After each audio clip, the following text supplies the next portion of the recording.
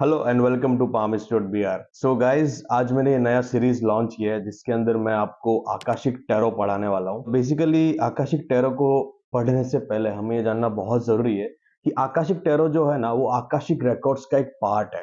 Now what is Akashic records? अब इसको ऐसे मान के चलिए कि दूर कहीं आकाश में एक बहुत ही पावरफुल और पवित्र लाइब्रेरी, ऐसी एक लाइब्रेरी जो आपने ना कभी देखी है ना कभी सुनी है, और ना उसको आप नेकेड आई से कभी देख सकते हो। ठीक है, इसको आप अपने स्पिरिचुअल पावर से ही देख सकते हो या साइकिक एबिलिटी से ही देख सकते हो। ये आकाशिक लाइब्रेरी के अंदर हर एक व्यक्ति का, आपका, आपके फादर का, ब्रदर का, मदर का, पार्टनर का एक रिकॉर्ड बुक है जिसके अंदर उनका पूरा लेखा जोखा लिखा हुआ है कि उन्होंने कितने जन्म लिए, हर जन्म में किनसे मिले, क्या किया, किससे शादी की, कैसा उनका फाइनेंस था, क्या पाप किए, क्या पुण्य किए, और उसके ऊपर से उनका फ्यूचर कैसा रहेगा इस जन्म में, किससे मिलेंगे, किससे शादी होगी, लव मैरिज होगी या अरेंज मैरिज होगी, जॉब करेंगे या बिजनेस करेंगे, हेल्थ कैसा रहेगा, वेल्थ कैसा रहेगा, लॉटरी लगेगी या नहीं लगेगी। अगर ये जानना है तो हम इसके लिए आकाशिक रिकॉर्ड्स को एक्सेस करते हैं। तो ये रिकॉर्ड बुक को एक्सेस करके उसको रीड करके आपको एक प्रॉपर फ्यूचर फोरकास्ट प्रोवाइड करना या फ्यूचर का प्रेडिक्शन प्रोवाइड करना, उसको हम आकाशिक रिकॉर्ड्स रीडिंग बोलते हैं। अब आप लोगों के मन में एक सवाल होगा ना कि भाई ये आकाशिक रिकॉर्ड्स जो बुक है उसको एक्सेस कैसे करते हैं।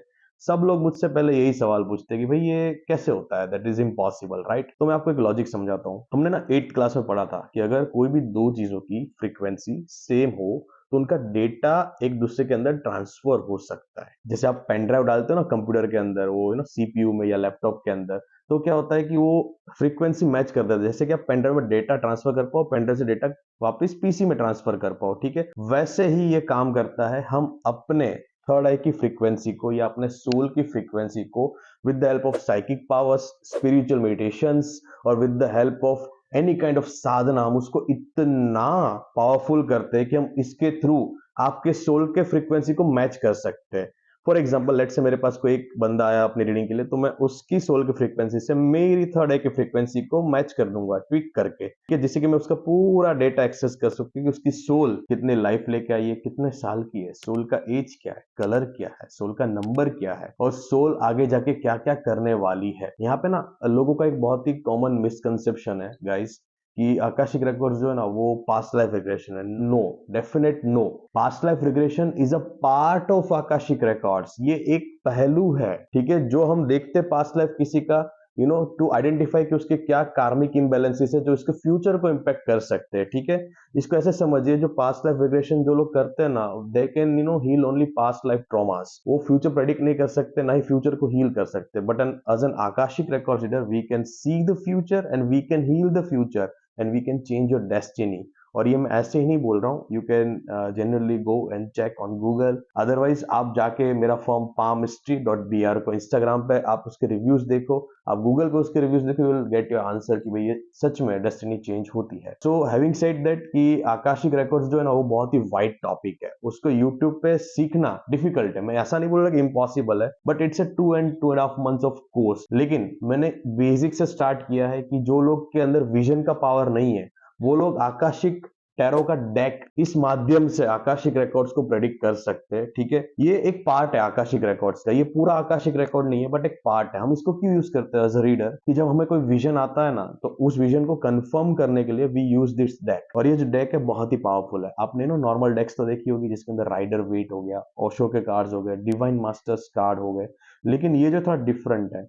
ये शेरोन एन क्लिंगर ने डिजाइन किया है। आप इसको अमेजोन पे जाके लिखोगे ना, Akashic tarot deck by Sharon Ann Klinger, तो ये आपको मिल जाएगी। ये बहुत ही चीप है, इसको खरीदना इतना मुश्किल नहीं है, तो इसको आप परचेज कर लेना। इसके अंदर 62 कार्ड्स है। जो लोग नए हैं उनके लिए थोड़ा बेसिक में मैं टैरो का बताना चाहूंगा। टैरो के अंदर दो तरीके के कार्ड्स होते हैं, मेजर अर्कना और माइनर अर्कना। तो ये जो है इसके अंदर 62 कार्ड्स है और इसके अंदर 22 कार्ड्स मेजर अर्कना के हैं और 40 कार्ड्स माइनर अर्कना के हैं। अब यहाँ पे कुछ लोग सोचेंगे अरे भाई ये क्या हैवी हैवी वर्ड्स आ रहे हैं, मेजर अर्कना, माइनर अर्कना। तो इसको थोड़ा समझते। मेजर अर्कना मतलब मेजर इवेंट्स, ठीक है, इसको ऐसे समझिए कि major arcana is equal to major events जो आपकी लाइफ को टर्न कर सकते, इम्पैक्ट कर सकते, मेजरली चेंज कर सकते हैं। किसी का डेथ हो जाना, आपको जॉब में प्रमोशन मिल गया, आपको जॉब से फायर कर दिया, लॉटरी लग गई, शादी हो गई, ब्रेकअप हो गया, किसी ने चीट कर दिया, आपकी हेल्थ में सडनली कोई ऐसा डिजीज आ गया कि जो 3-4 मंथ्स का ट्रीटमेंट मांग रहा है, तो ऐसी जो सिचुएशंस होती है वो लाइफ को मेजरली इम्पैक्ट करती है। तो इसको मेजर अरकना से डिनोट करते हैं।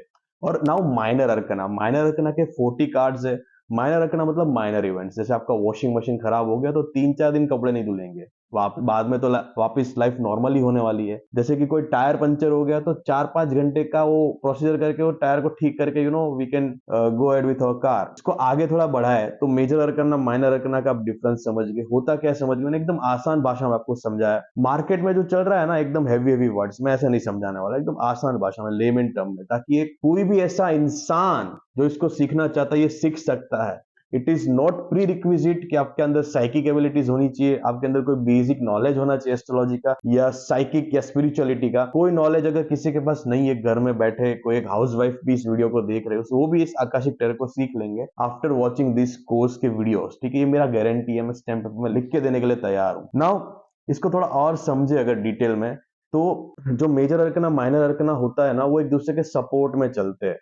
कभी कभार ऐसा होगा कि मेजर अरकना का भी एक कार्ड निकल गया, एक माइनर अरकना का भी निकल गया, तो शायद कोई लाइफ का छोटा इवेंट है वो आपको मेजरली भी इम्पैक्ट कर सकता है। ठीक है, that's what it meant. Okay, ना हम इसको थोड़ा सा आगे बढ़ाते हैं। तो आज हम एक कार्ड पढ़ेंगे। ठीक है, तो मेरा जो पहला कार्ड है वो आप अगर देख सको तो ये है ऑरेकल ऑफ डेल्फाई। अब ऐसा माना जाता है कि डेल्फाई जो एक चर्च है, और जो यहाँ पे बैठी हुई है 3 स्टैंड वाले टेबल के ऊपर, वो है पिथिया, जो है प्रिस्टेस है, मतलब पंडिताइन है, इसको नॉर्मल भाषा में समझे। और जो यहाँ पे स्क्रॉल लेके खड़े, यानी कि एक पेपर लेके खड़े, स्क्रॉल को हम पेपर मान के चलेंगे। ठीक है, ये जो है वो एक वहां के पंडित है। पिथिया जो है क्या कर रही है, उसके आप दोनों हाथ अगर देखोगे ना, तो दोनों हाथ उसके ऐसे है, दोनों हाथ, मतलब वो यूनिवर्स से कोई सिग्नल ले रही है, यूनिवर्स उसको कुछ बता रहा है, and she was grasping it. और पीछे जो पंडित जी खड़े हैं, यानी कि प्रिस्ट खड़े हैं, वो उस स्क्रॉल पे लिख रहे हैं, जो परसेप्शन ले रही है उसको इंटरप्रेट कर रहे हैं। फर्स्ट ऑफ ऑल, ये जो कार्ड अगर आपके डेक में आता है ना, जब आप किसी का भी कार्ड निकाल रहे हो, that person has psychic abilities. उसके पास ये पावर है कि वो यूनिवर्स से सिग्नल ले सकता है। लेकिन कभी कभी क्या होता है पता है, हमें ना इंट्यूशन आ जाते हैं, लेकिन हम उसको आइडेंटिफाई नहीं कर पाते। अरे यार, ये मुझे फील हुआ है, किस लिए फील हुआ है। कभी हमें डेजा वू भी होता है। अगर किसी के पास भी ऐसी एबिलिटीज है, साइकिक एबिलिटीज, जिसको इंट्यूशन आते हैं, तो मेरा एक सजेशन है कि इसको नोट कर लो और धीरे धीरे इसको ट्राई करो डिकोड करने का, कि इंट्यूशन मुझे क्यों आया। आपको डेफिनेटली आंसर मिलेगा। वैसे ही ये परसेप्शन और इंटरप्रिटेशन का कार्ड है, मतलब कि आपकी एक अंदरूनी आवाज है जो आपको इस सिचुएशन में, फॉर एग्जाम्पल कोई आता है और मुझे पूछता है कि लेट्स से एक लड़का है जिसका नाम राज है, क्या मेरे से शादी होगी, और ये कार्ड निकल गया, तो मुझसे क्या बोलूंगा कि यूनिवर्स आपको एक इंट्यूशन दे रहा है ऑलरेडी, कि अंदर की आवाज आपको कुछ बोल रही है। शायद वो फेवर में भी हो सकती है या अगेंस्ट भी हो सकती है। आप उस आवाज को सुनो, अपने अंदर की आवाज को सुनो, आइदर यूनिवर्स की आवाज को सुनो। आप अपने इंट्यूशन बेस्ड डिसीजन लोगे तो आप जरूर सक्सेसफुल होंगे। और ये मे बी का कार्ड है, यस और नो, डिपेंड्स कि क्या क्वेश्चन है, क्या सिचुएशन और क्या एनर्जीज है। कभी भी कोई भी ऐसे पढ़ाते वक्त बता नहीं सकता कि इसका क्या मीनिंग होगा। ये मे बी का कार्ड है। अगर किसी ने पूछ लिया और तब इंट्यूशन आया कि हाँ ये यस है, तो यस बोलना है। अगर इंट्यूशन आता है कि नो है, तो नो बोलना है। Totally based on intuition. Plus ये जो पिक्चर्स आपको दिख रही है, ये पिक्चर्स को देखना है अच्छे से। ये ना पिक्चर्स जैसे आप देखते हो ना, एक वीडियो आपके सामने प्ले होना चाहिए। ऐसा समझो कि एक वीडियो प्ले हो रहा है। मान लो किसी ने मुझे पूछा कि मैं नया एक ज्वेलरी का बिजनेस ओपन कर रहा हूँ, कैसा चलेगा, और ये मैंने कार्ड निकाला, ये कार्ड आ गया और मेरे सामने एक वीडियो प्ले हो रहा है। हाँ, ये ज्वेलरी का बिजनेस जो वो करने वाला है, उसमें उसके साथ यूनिवर्स भी अपना एनर्जी भेज रहा है, साथ ही साथ उसने रिसर्च भी की है। देखो मैं कितना अलग मीनिंग निकाल रहा हूँ इसी कार्ड का, है ना, कि उस कॉल में उसने रिसर्च भी कर रखी है अच्छे से, तो ये बिजनेस अच्छा चलेगा। तो ऐसे इसके इंट्यूशंस निकालने। और एक बात याद रखना गाइस, कि टैरो के अंदर जो भी पहला इंट्यूशन आपको आता है ना किसी भी कार्ड को देख के, वही आपका सत्य है। वही सत्य है जो आपको किसी और को बताना है, जो आपको क्लाइंट को बताना है। इसके अंदर छोटे से एलिमेंट्स भी देखेंगे।